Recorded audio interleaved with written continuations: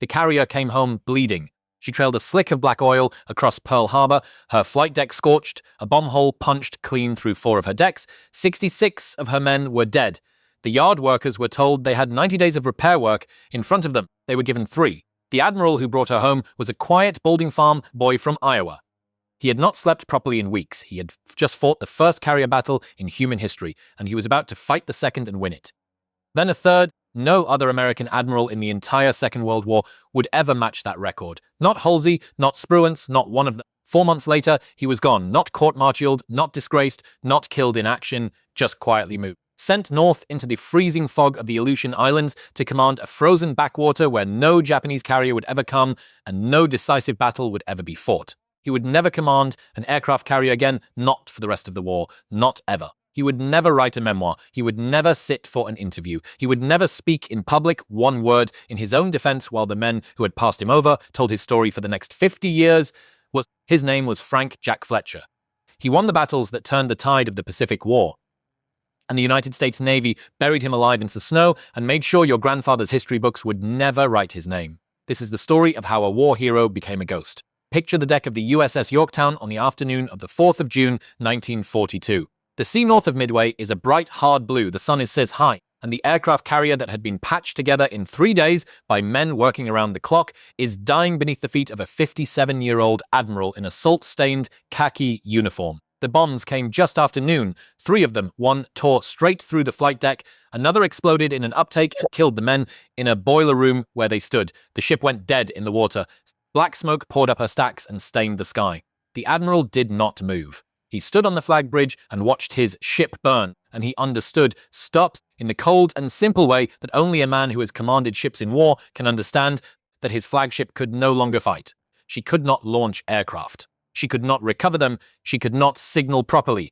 She could not do the one thing an admiral needed his ship to do, carry his command. So at 23 minutes past 1 in the afternoon, Frank Jack Fletcher, senior tactical commander of the greatest naval victory the United States would win in the 20th century, climbed down the ladder of the wounded Yorktown, stepped into a small boat, and was rowed across the water to a heavy cruiser steaming beside him. Her name was Astoria, hull number CA-34. Remember her. She has one more terrible role to play in this story before we are done. Fletcher climbed aboard, salt water on his boots, smoke in his hair. He walked to the flag bridge of the cruiser, and he sent one signal, 4 words long, to the other American task force under the command of a man named Raymond Spruance. We will conform to your movements. 4 words, handing the battle to Spruance, handing the deck to Spruance, handing, though he did not know it yet, his entire place in history to Spruance, because 3 of the 4 Japanese aircraft carriers were already burning by that afternoon. Fletcher's own ship had helped kill the Soryu.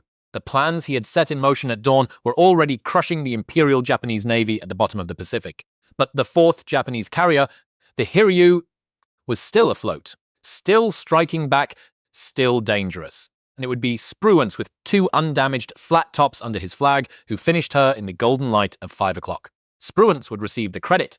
Spruance would receive the fame. Spruance would receive the promotion. And Frank Jack Fletcher, the senior officer present, the man who set the chessboard, the man who chose to hand off the fight rather than cling to a title on a dying ship, would begin, from that afternoon forward, to disappear from his own victory. Now, everything you may have heard about what happened next is probably wrong, because most people who know this story, most people who have read a book about Midway, or seen the movie, or watched a documentary believe that after that battle, Admiral Chester Nimitz relieved Fletcher of command.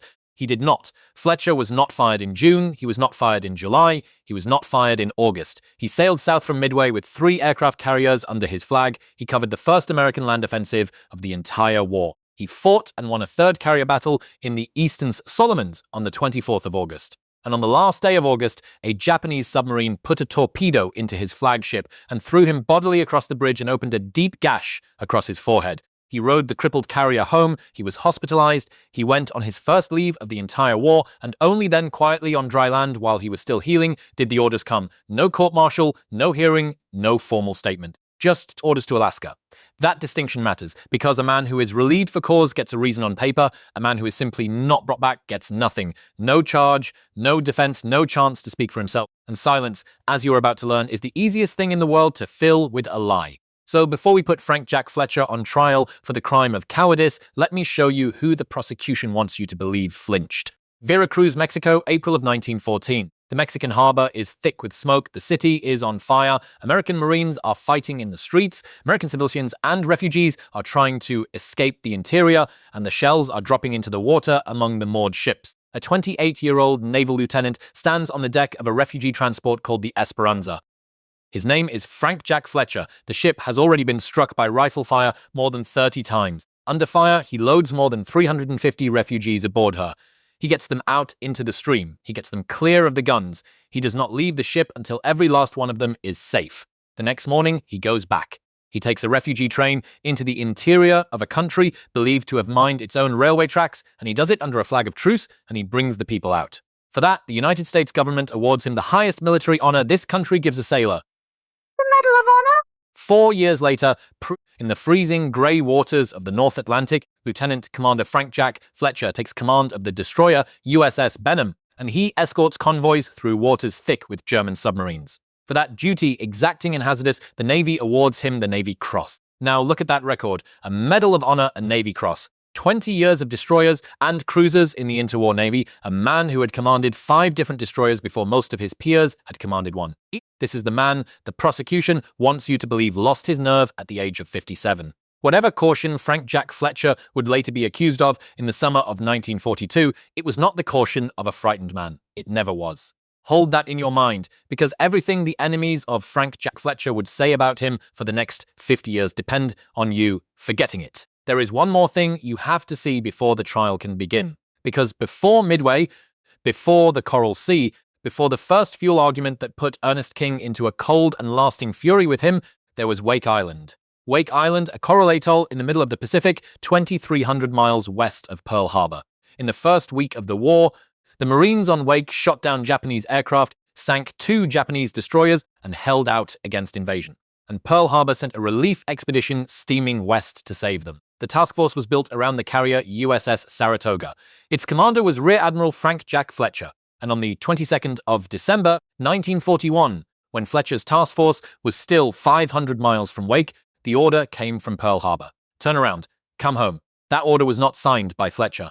It was signed by Vice Admiral William Pye, a nervous, cautious officer who was holding the acting command of the Pacific Fleet for a matter of days between the disgrace of Admiral Kimmel and the arrival of Admiral Chester Nimitz. Pye read the intelligence. Pye saw the risk to his last carrier. Pye lost his nerve, and Pye recalled Frank Jack Fletcher. Wake fell.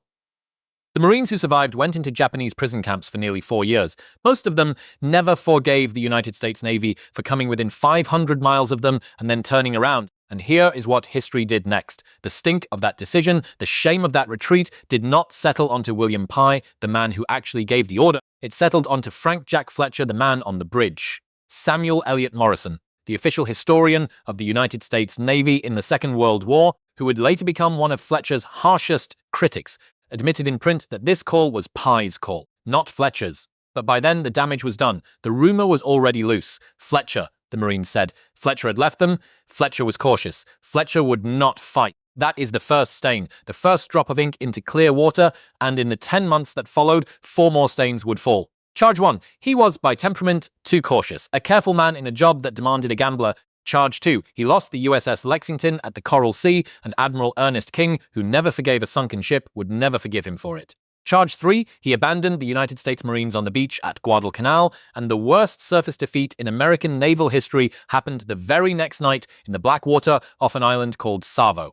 Charge 4, the quietest charge, the one that hurt him most. He was the wrong kind of officer. He was a black shoe, a surface sailor in a brown shoe job, and an entire civil war was being fought inside the United States Navy over who would own its future. Behind all 4 of those charges, patient as winter, waiting for the ships and the years to do his work for him, sat one man, the most powerful naval officer in the United States. His name was Ernest King, and he had already in the deep secret of his own mind decided. The trial of Frank Jack Fletcher was about to begin, and the courtroom would be the entire Pacific Ocean. The Pacific Ocean in January of 1942 was a graveyard with no gravestones. Pearl Harbor was still smoking. The battleship line of the United States Navy was on the bottom of the mud. The Philippines were falling. Wake had already fallen. Singapore was falling. Every morning, the newspapers back home printed another list of American ships lost, American cities captured, American men taken prisoner, and in Washington, a hard-eyed 63-year-old admiral by the name of Ernest Joseph King,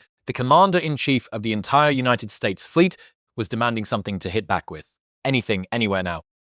So Frank Jack Fletcher took his task force west and raided the Japanese garrisons in the Marshall and Gilbert Islands. The raid did real damage. It sank real ships. It killed real men. And one small thing about it, one habit set inside the mind of Ernest King like a splinter that would never work its way back out. Fletcher had refueled his destroyers again and again and again.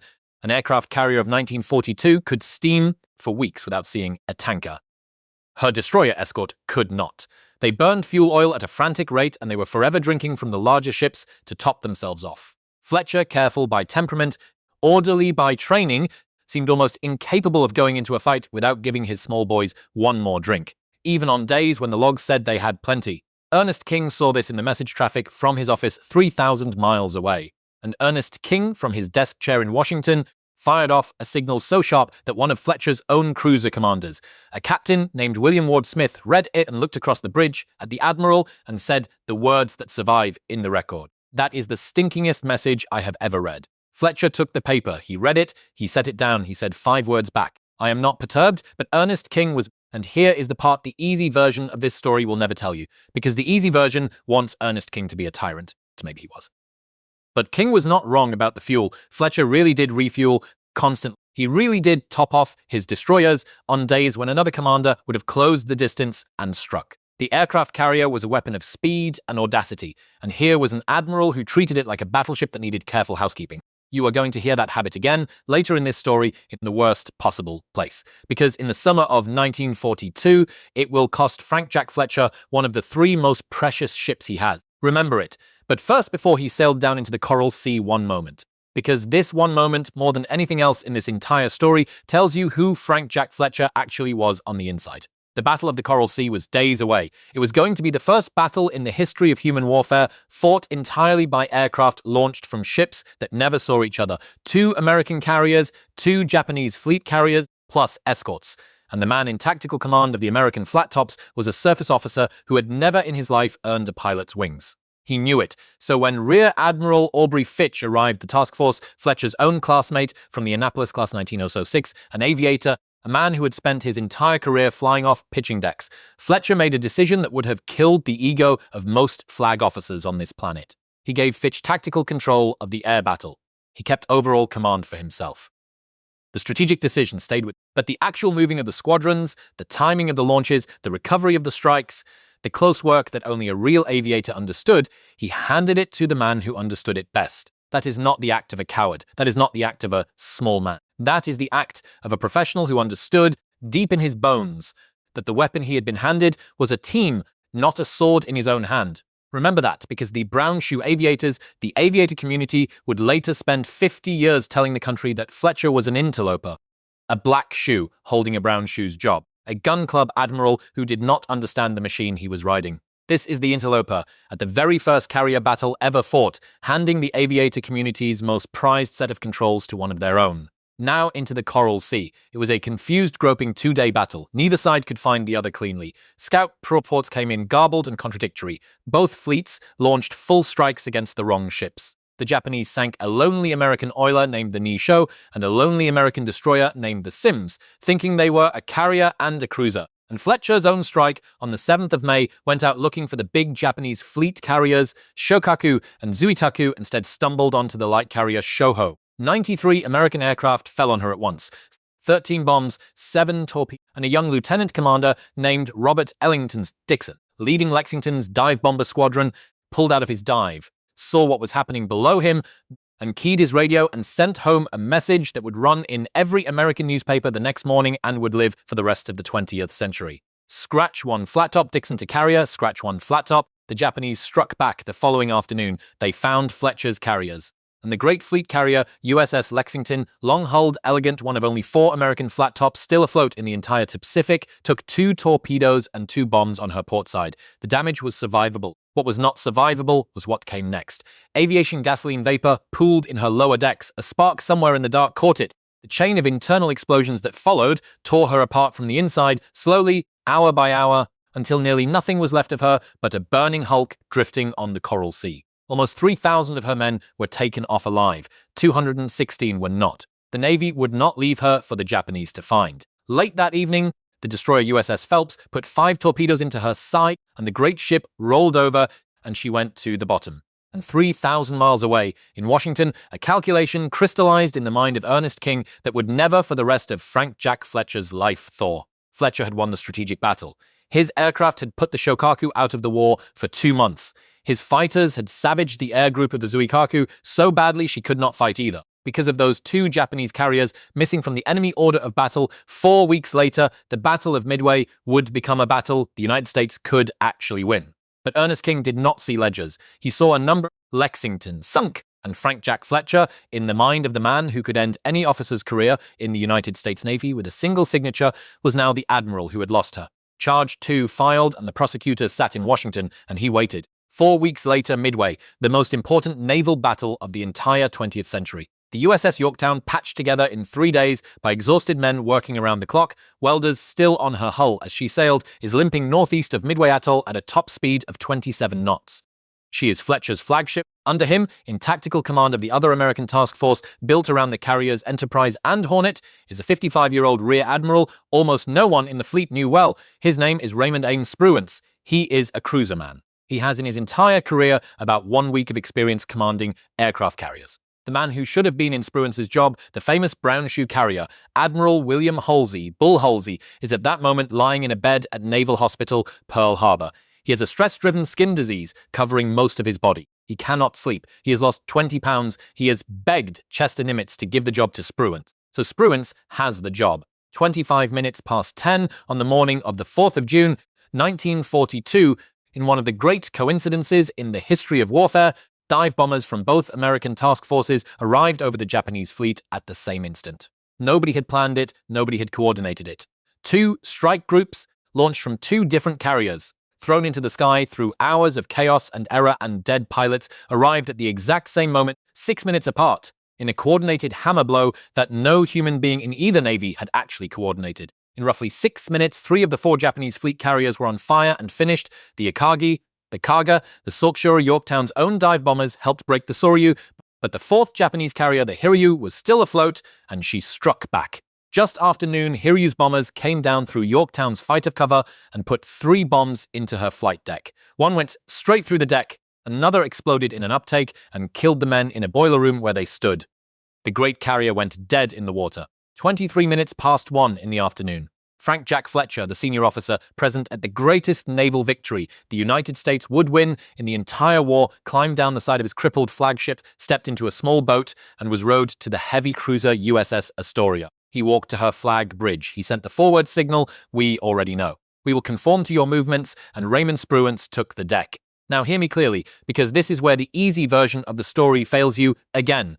3 of the 4 Japanese carriers had already been mortally wounded by that moment. The chessboard was already set. The battle, in Spruance's own words, years later, was already won. What Spruance did after 1:23 that afternoon, hunting down the Hiju at 5 o'clock, retiring cautiously to the east that night to avoid Yamamoto's surface battleships, coming back at dawn, was brilliant, cold, correct. Every shred of the credit he received for it, he earned, but the man who had built the chessboard was already being erased. Some official Navy histories written in the year 1943, while the war was still being fought, left Frank Jack Fletcher's name out of the Midway story altogether.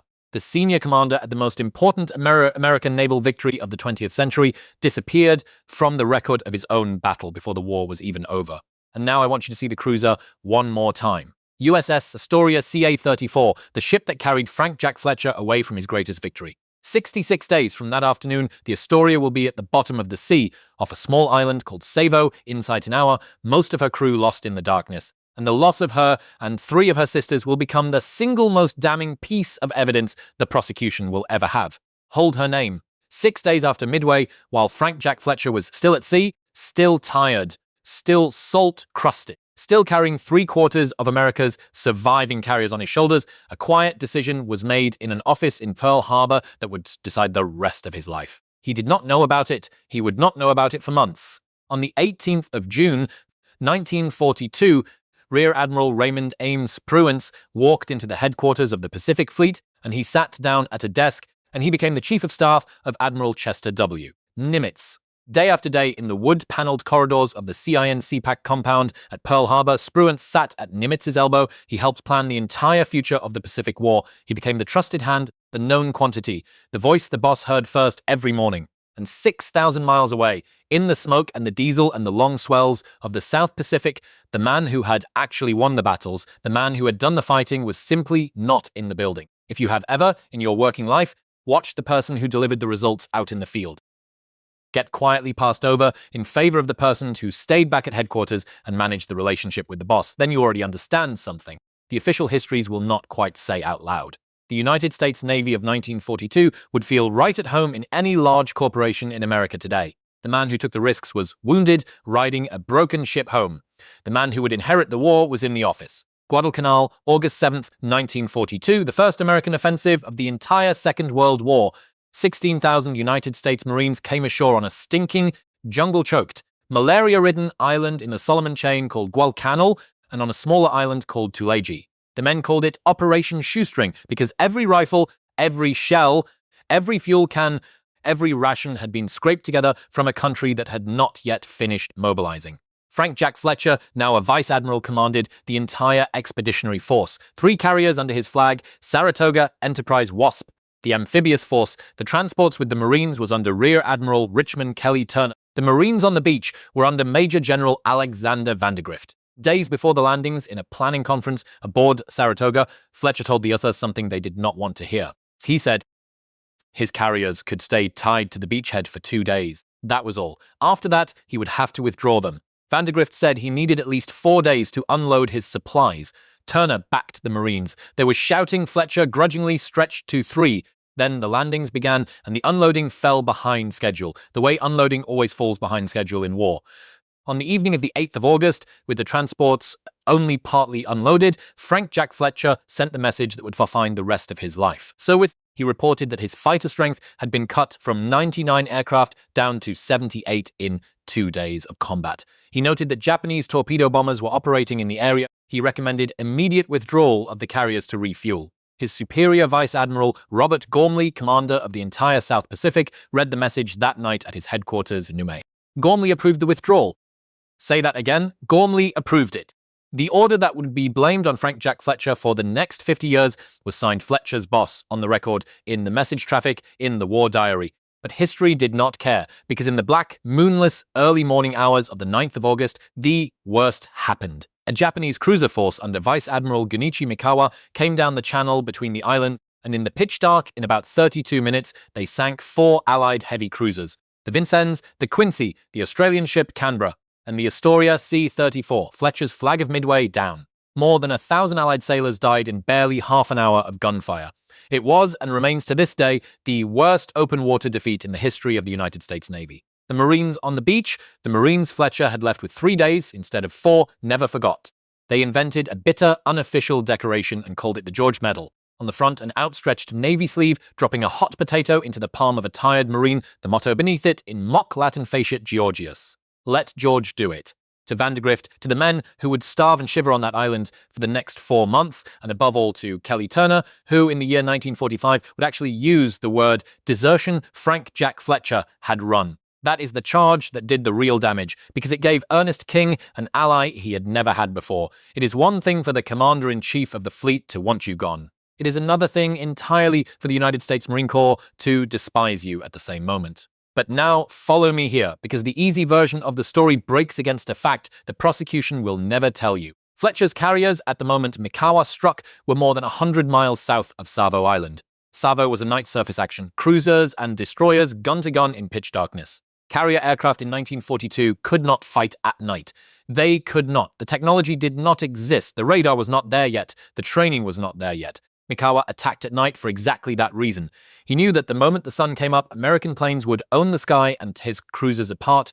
He had to do his work in the dark and be gone by dawn. Even if Frank Jack Fletcher's carriers had been sitting anchored right off Savo with full magazines and every plane fueled and armed on deck, none of those planes could have flown that night. Savo Island was a failure of the surface screen. It was a failure of the ships actually responsible for guarding that anchorage. Could not have been prevented by aircraft 100 miles away. And do you know who wrote that at the time, in the middle of the storm, when almost no one else in the fleet would? A Marine. Colonel Melvin Mars, a United States Marine was serving on Fletcher's own staff. He wrote in a memorandum that the carriers had to be kept fueled and mobile, that tying them to the beach was inviting disaster. A Marine officer defending the Navy admiral against the Marine generals who condemned him. But Silt does not care about evidence. The story took root anyway, because 1,000 American sailors were dead in 32 minutes, and human beings need somebody to blame, and Frank Jack Fletcher was the man who had sailed south. 2 weeks later, the man that almost everyone in the Pacific Fleet had now decided was a coward fought his third carrier battle, the Battle of the Eastern Solomons, the 24th of August, 1942. Admiral Yamamoto in Tokyo had sent a reinforcement convoy south to Guadalcanal, covered by his own carriers, and he pushed the light carrier Ryujo forward as bait to draw the Americans in. Fletcher took the bait and killed her. His dive bombers from Saratoga found Ryujo in the afternoon and put her on the bottom that same evening. The Japanese struck back and hit the Enterprise with 3 bombs. One of them set off an ammunition explosion that killed 74 American sailors in a single instant. And here is the operational detail almost no one remembers. The Enterprise was so well drilled, her damage control so extraordinary, that she was recovering her own returning aircraft inside of 1 hour after being hit. The Japanese reinforcement convoy turned back. Fletcher's task force shot roughly 70 Japanese aircraft out of the sky for the loss of about 20 of their own. And in the summer of 1942, Japanese naval aviators were the one resource in the Pacific War the enemy could not replace. It was, by any honest accounting, a clear American victory, the third in a row under the same commander. King's reaction was not gratitude. King criticized Fletcher for not chasing the retreating Japanese into the night into a surface action against a force that outgunned him and was ready for exactly that fight. But here is the truth that no honest friend of Frank Jack Fletcher should ever hide. On the afternoon of the 23rd of August, the day before the battle, Fletcher detached one of his 3 precious carriers as he sent the Wasp south to refuel. He went into the fight the next day at 2/3 strength, by choice. That was a real mistake, a genuine, costly, operational error made by a man whose lifelong refueling habits had finally caught up with him at the worst possible moment. Not on the eve of a raid, not on the eve of a patrol, on the eve of a fleet action, we do not have to defend it. He won the battle anyway, but it was an error, and the brown shoe aviator community in the offices ashore took notes. And here is the cruel irony that is coming, the twist that no one on that August afternoon in 1942 could have seen coming. 15 months later, in November of 1943, the United States Navy invaded a tiny atoll called Tarawa, and the American admiral commanding the carriers at Tarawa made the exact same decision Frank Jack Fletcher had made at Guadalcanal. He refused to anchor his carriers to the invasion beach. He kept them mobile, kept them fueled, kept them free to fight. That admiral was Raymond Ames Spruance. Spruance made Fletcher's call, for Fletcher's reasons, and Spruance was praised for his prudence, for his operational wisdom, for his mastery of carrier doctrine. The exact same judgment from 2 black shoe admirals, 15 months apart. One was condemned as a coward, the other was canonized. And Vice Admiral John Towers, the senior aviator in the entire Navy, the same John Towers who had written the words he ran away in his personal diary about Fletcher and Guadalcanal by the time of Tarawa. Towers himself was arguing against tying the carriers to the invasion beach. The doctrine had not changed, only the name of the man being judged. 1 week after the third victory, 1 week after the Ryujo went down, the 31st of August, 1942, the Japanese submarine I-26 was waiting under a hot, calm C6 about 240 nautical miles southeast of Guadalcanal. She put a single torpedo into the starboard side of the USS Saratoga. The torpedo flooded a fire room. It knocked out the great carrier's electric drive. She went dead in the water. The heavy cruiser, Minneapolis, took her under tow. On the flag bridge, Fletcher was thrown against something hard. The blow opened a deep cut across his forehead. A pharmacist's mate came up with a roll of gauze and a bandage and patched the admiral by lantern light. 12 men aboard Saratoga were wounded by the explosion. Not one of them was killed. But Fletcher's flagship was crippled, and Fletcher himself was a wounded man who had been at sea almost without a break for 9 of the cruelest months in the history of the United States Navy. 238 days out of 289. No other American admiral in the Pacific War came anywhere close to that record. The Saratoga limped home. Fletcher arrived at Pearl Harbor on the 21st of September 1942. He went, for the first time since before the attack on Pearl Harbor, on leave. He was 57 years old. He had a bandage on his forehead. He had won 3 carrier battles in a row and 4,000 miles away. In a wood-paneled office in Washington, a decision about him was already being made. It was not being made by the man whose signature the country would remember. It It was being made by every single one of his enemies at once. The 21st of September, 1942. Pearl Harbor. Frank Jack Fletcher walked down the gangway of the crippled Saratoga into the flat, hard Hawaiian sunlight, and for the first time in nearly a year, no one was shooting at him. The bandage was still on his forehead. His khaki uniform was salt-stained. His face was thinner than the face of the man who had sailed out through this same harbor entrance 9 months earlier, and his eyes had the flat 1,000-yard look of a man who has watched too many ships die. Chester Nimitz gave him his first leave of the entire war. He slept probably in a real bed. He read letters from home. He wrote no memoirs. He gave no interviews. He kept, as he had always kept, his own counsel. And 4,000 miles east of him, in Washington, in a wood-paneled office where the walls did not shake to the sound of gunfire, a decision about the rest of his life was being made without him in the room. Now, I want to be honest with you here in the way that matters, because if you have listened this far, you deserve honesty about what comes next. The historian John Lundstrom spent decades of his life inside the dispatch files, inside the personal papers of Ernest King, inside the correspondence of Nimitz and Halsey and Turner, and every officer who ever had a hand in the fate of Frank Jack Fletcher. He was looking for one piece of paper, any piece of paper, a memo, a letter, a signal, anything on which someone in authority in the United States Navy had written the words, "Relieve Fletcher." He never found it. It does not exist. There is no memo, there is no order, there is no formal decision. In all the archives of the greatest navy of the 20th century, there is not one document in which any admiral of the United States wrote down, in plain words, that Frank Jack Fletcher should be removed from command. Fletcher was not fired, he was not relieved, he was not disgraced, he was simply not called back, and that in the end is worse, because a firing leaves a record. A relief for cause leaves a hearing, a court-martial leaves a defense. Quiet non-recall leaves nothing but silence, and silence, as any old sailor will tell you, does not defend itself. Here is what happened. Here is the twist that turns the whole story from a case of one villain into something colder, sadder, and far more familiar to anyone who has ever worked inside a large organization in this country. 11 days after the guns of Midway fell silent while Frank Jack Fletcher was still at sea, still exhausted, still in command of 3/4 of America's surviving carrier force, Raymond Ames Spruance walked into the CNCPAC headquarters at Pearl Harbor, and he took the chair beside Admiral Chester Nimitz, and he became the Chief of Staff of the Pacific Fleet. From that day forward, every single morning, Raymond Spruance was in the room where the decisions were made. He was the first voice Nimitz heard at breakfast. He was the last voice Nimitz heard at night. He helped plan the campaigns in the Gilberts, in the Marshalls, in the Central Pacific. He built the war, and Frank Jack Fletcher was 6,000 miles away on the flag bridge of a torpedoed carrier with a bandage on his head. If you have spent 40 years of your working life in this country, you already know how this ends. You have seen it. You have watched it happen to yourself, or to a friend, or to a father. The man who did the work in the field gets quietly forgotten. The man who sat next to the boss got the next promotion. It does not require malice. It does not require conspiracy. It only requires proximity. Nimitz did not fire Frank Jack Fletcher. He simply had a new right hand, and the new right hand's name was Spruance. Now, I told you at the very start of this story that the man in the title of this video was the one you would blame. The man who let Fletcher go, Chester Nimitz. And I need you to hear me carefully on this because it is the saddest part of this whole story. Chester Nimitz was, for 9 long months, the only reason Frank Jack Fletcher still had a job in the United States Navy. To understand why, you have to go back to the year 1908, the 7th of July, a quiet morning at Batangas Bay in the Philippines. A young ensign, just 23 years old, is bringing his small destroyer into a shallow harbor.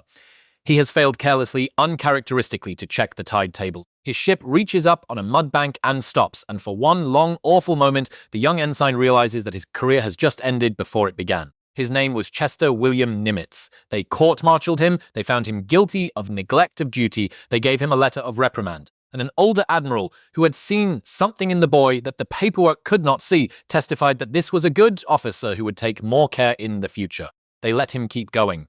For the rest of his life, Chester Nimitz carried that day in his bones. He carried the deep-lived conviction that a good officer who had made an honest mistake deserved another chance, not a firing squad of paperwork, not the silent axe. That conviction is exactly why, in the weeks after the Coral Sea, when Ernest King in Washington was already turning against Frank Jack Fletcher, Chester Nimitz sat down at his desk and he wrote a private letter to King defending his man point by point, decision by decision. He called Fletcher an excellent, seagoing, fighting naval officer.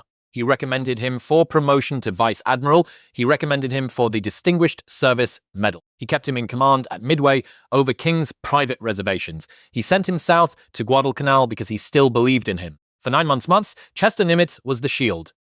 But every shield has a breaking point. And, after the Eastern Solomons, in the quiet of his own private notes, Nimitz wrote for the first time that the Navy needed to use its surface ships more boldly, that the Saratoga should have stood her ground on the night of the 24th of August instead of pulling south.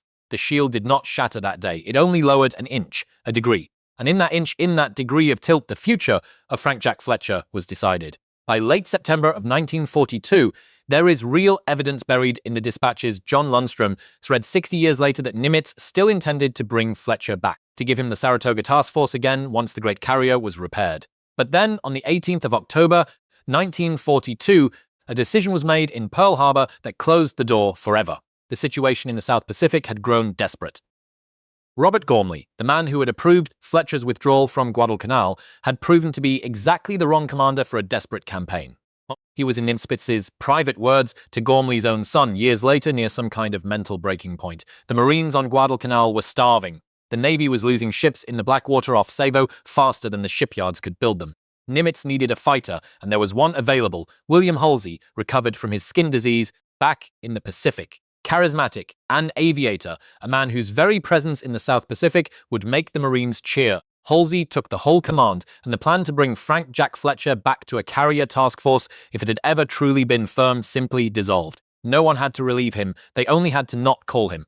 And they did not call him. By the middle of November, Fletcher had orders to Seattle, then onward north into the endless grey fog of the Aleutian Islands, the Williwaw winds, the freezing rain, the command where no Japanese carrier would ever come and no decisive battle would ever be fought. He was 57 years old, he had won 3 carrier battles in a row, and his war was over, not because he had lost, because the men in the office had moved on without him. And now the last twist, the one that lifts this story above the tragedy of one man's bad luck and makes it something else entirely. Because Frank Jack Fletcher was not just unlucky, he was an early casualty of a shift that was going to happen no matter what he did. The brown shoe aviator community was winning the long Civil War for the soul of the United States Navy, and they were winning it, in truth, for a perfectly good reason. The aircraft carrier had become the decisive weapon of the 20th century. The men who understood it best were the men who had flown from her decks. And in the year 1944, Ernest King made it official. He decreed that any non-aviator commanding a fleet or a task force in the United States Navy had to have an aviator as his chief of staff, and to make the point stick, he raised those chiefs of staff to flag rank. That single order, one signature on one memorandum ended the careers of the Black Shoe admirals as carrier commanders forever. The gun club men were done. The question was settled. Frank Jack Fletcher, the Black Shoe, who had won 3 carrier battles, was simply the first prominent body the tide carried away. His removal in 1942 was not an accident inside the system. It was the system beginning to sort itself out, with Fletcher standing in exactly the wrong place at exactly the wrong moment. He was not, in the end, the victim of Ernest King's personal grudge alone. He was the victim of an institution changing its shape, and no one in the middle of that kind of change ever gets a fair hearing. They get moved. They get quietly reassigned. They get, if they are lucky, a letter of thanks and a station in Alaska. Fletcher went to Alaska. He did his duty there. He commanded the recapture of Attu in May of 1943. He commanded the recapture of Kiska in August. 2 American islands taken back from the Japanese cleanly, professionally, without loss of face. He never once complained in writing about the assignment. He never once wrote to the newspapers. He never once told his side of the story. That, in the end, was his last mistake, because when the war finally ended and the historians came knocking on his door, he would not open it. He had lost most of his personal papers when Yorktown went down at Midway. He had lost more when he was carried wounded off the Saratoga. Rather than reconstruct events from memory and risk getting a single fact wrong, rather than gild his own legend with a detail he could not prove, he simply refused. He would not sit for Samuel Eliot Morrison's interviews. He would not write the articles for proceedings. He would not give the speeches at the Naval Institute. He would not appear on television. He would not defend himself. So he let his enemies tell his story, and his enemies told it for 50 years. But there is a coda to this story. There has to be. Because the sea does not grant a clean death, and history does not grant a clean verdict, and sometimes the truth catches up. On the 9th of September, 1945, 1 week after Douglas MacArthur and Chester Nimitz accepted the formal surrender of the Empire of Japan aboard the USS Missouri in Tokyo Bay, another surrender was signed. 1,500 miles to the north, on the cold grey water of Mutsu Bay, at the Japanese naval base of Ominato on the northern tip of Honshu. The senior American officer present was Vice Admiral Frank Jack Fletcher, commander of the North Pacific Force, from his flagship USS Panamint. He was 60 years old. His war had ended in a place no one back home had ever heard of. There were no cameras, there were no newsreels, there was no crowd, just a Japanese destroyer escort steaming out through the Tsugaru Strait and a folded flag, and an old, quiet admiral who took the surrender of the northern half of the empire that had cost him almost everything he had. Then he went home. He retired in 1947 with the honorary rank of full admiral. He never wrote his memoirs. He never gave the interview. He died in a naval hospital in Bethesda, Maryland, in 1973, 4 days short of his 88th birthday. And for the entire span of those last 26 years of his life in the country, he had served at sea for almost the entire opening year of its greatest war. He was remembered, when he was remembered at all, as the admiral who ran. And then in the year 2006, a historian named John Lundstrom finally published the book that turned half a century of conventional wisdom on its head. He called it Black Shoe Carrier Admiral, and the writer Evan Thomas, in his review, summed it up in a single sentence. It is very difficult to turn around 50 years of conventional wisdom, but Lundstrom has proved that Jack Fletcher deserves to be remembered as a hero and not a goat. Frank Jack Fletcher did not live to see it, so let me leave you with the numbers, because they are the closing argument the man himself was too proud, or too tired, or too honest to make. 3 carrier battles fought, 3 carrier battles won, 6 Japanese aircraft carriers sent to the bottom on his watch, Shoho at the Coral Sea, Akagi, Kaga, Soryu, and Hiryu at Midway, Ryujo at the Eastern Solomons. 2 American carriers lost against him, Lexington, Yorktown, 238 days at sea in the first 289 days of the Pacific War, more than any other American admiral in the entire United States Navy. But, and I said I would not lie to you, one habit of over-refueling that really did cost him operational tempo, one genuine tactical error at Eastern Solomons when he detached the Wasp before the battle. One clumsy, poisoned communication with Kelly Turner that made an enemy of the United States Marine Corps for the rest of his life. One decision in 1947 to walk away from history and let history walk away from him. He was not a saint. He was not a coward. He was a professional. He was a fighting officer. He made the calls a man had to make on the flag bridges of dying ships with men in the water and time running out and the enemy still up there over the horizon. And I will leave you with one image. On the afternoon of the 6th of June, 1942, 2 days after the great victory at Midway had already been decided, the Japanese submarine I-168 came up on the crippled Yorktown as she was being towed home. She fired her torpedoes. 2 of them went into the great carrier. 1 of them went into the destroyer that had been lashed alongside her, trying to save her. The destroyer was called Hammond, hull number DD-412. She broke in, too. She went under the water in less than 4 minutes. Roughly 80 of her men died with her, and many of them were killed not by the Japanese torpedo. They were killed by their own depth charges. As Hammond sank, her depth charges detonated at their preset depths in the water among the swimming survivors. That is the sea. That is what Frank Jack Fletcher understood better than the men in Washington who judged him. The sea does not grant a clean death. It does not grant a second chance. Every decision on those flag bridges, every choice about when to launch and when to turn and when to pull away was a decision that would be measured, not in tonnage. It was measured in men in the water. Frank Jack Fletcher stood on those bridges. He watched it happen, he made the calls, and when history came looking for someone to blame for the men who did not come home, it found a quiet man from Iowa who would not defend himself. And it wrote his name in the smallest possible letters. You have heard the case now, you have heard the charges, and you have heard the defense. You have heard the names of the dead and the numbers of the living and the small private mercy of a young ensign named Nimitz who never forgot the day his own ship ran aground. This time the verdict is yours. I will see you in the next one.